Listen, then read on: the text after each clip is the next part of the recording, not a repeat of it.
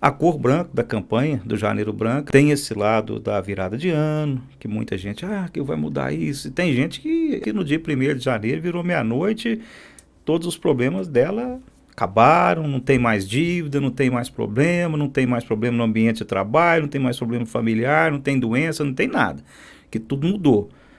Só que quando ela acordar, talvez ela esteja com problemas maiores que ela estava no dia 31 de dezembro. Mas é um momento assim de muitas pessoas buscar ali uma mudança de vida.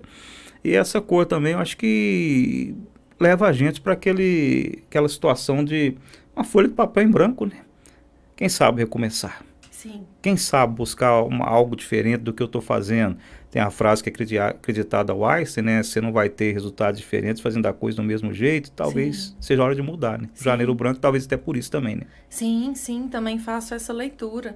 E você trouxe pontuações muito pertinentes que a gente pode associar com a necessidade de campanhas como esta, né? Você falou da própria relação com o corpo e alimentação, né? A obesidade, ela pode trazer um impacto na saúde mental, ela pode trazer inúmeros sofrimentos para um sujeito e a sua relação com o corpo pode afetar a sua autoestima. Então, isso também precisa ser olhado, né?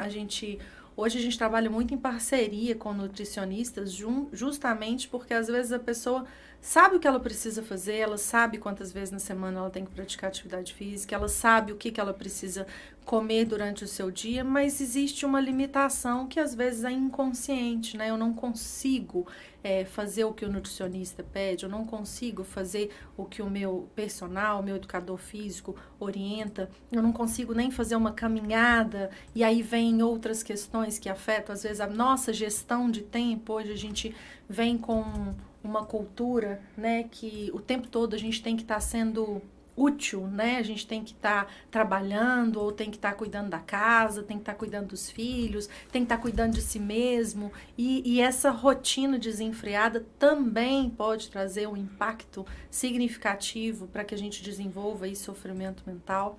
Você pontuou também sobre as dívidas, né? Existe um número altíssimo de pessoas com sofrimento mental por uma desorganização financeira. Nós também não fomos educados a ser organizados financeiramente, a gente não aprendeu isso na escola, a gente não aprendeu isso em casa, e isso faz com que uma grande parcela da população esteja endividada e em sofrimento. Então também precisamos olhar para essa dor, né, para que as pessoas não fiquem se culpando por estar endividadas, e sim que a partir de agora a gente comece então a reorganizar financeiramente. É possível sim a gente pagar dívidas, é possível sim a gente conseguir um novo emprego, né? Tem pessoas que estão desempregadas e também têm um sofrimento mental.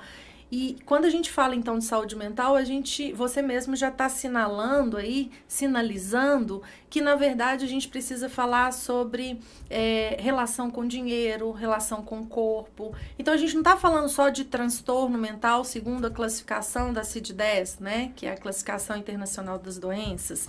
A gente não está falando só entre aspas, tá, gente? Mas a gente não está falando apenas da psicopatologia, né?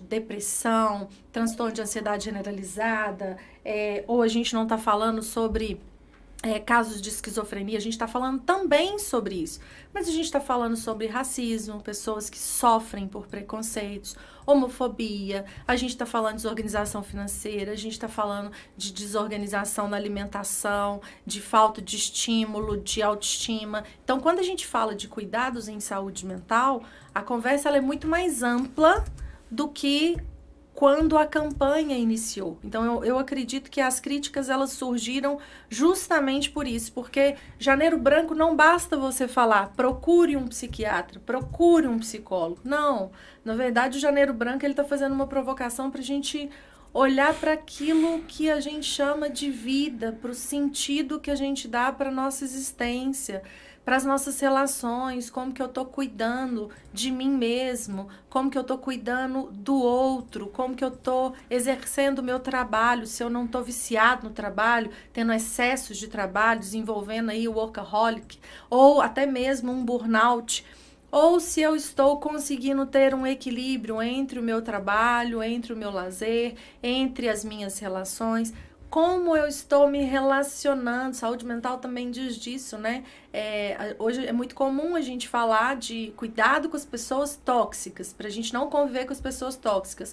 Mas a gente também precisa olhar para a nossa toxicidade. Nós também não somos anjos nem santos, nós também, né, temos os nossos sistemas, temos o nosso egoísmo, temos a nossa vaidade. Então ninguém é perfeito. Então, para que a gente cuide de saúde mental, é necessário um processo de autoconhecimento, né? Um processo de olhar para si mesmo e começar a enxergar o que eu estou fazendo da minha vida, o que eu estou fazendo com as minhas escolhas. Se vão passar 5 anos, se eu estiver cometendo esses mesmos erros ou estiver tendo essas mesmas atitudes, a minha vida vai estar como? Né? Eu vou estar num hospital, dependendo da alimentação que eu tenho hoje, eu vou me afastar de todo mundo, se eu sou a pessoa tóxica das relações, eu vou ficar sozinha, né? Eu não vou conseguir me envolver amorosamente se eu maltrato as pessoas, trato com arrogância nos relacionamentos amorosos. Então, eu acredito que quando a gente propõe uma discussão sobre saúde mental, tanto a nível individual quanto a nível empresarial,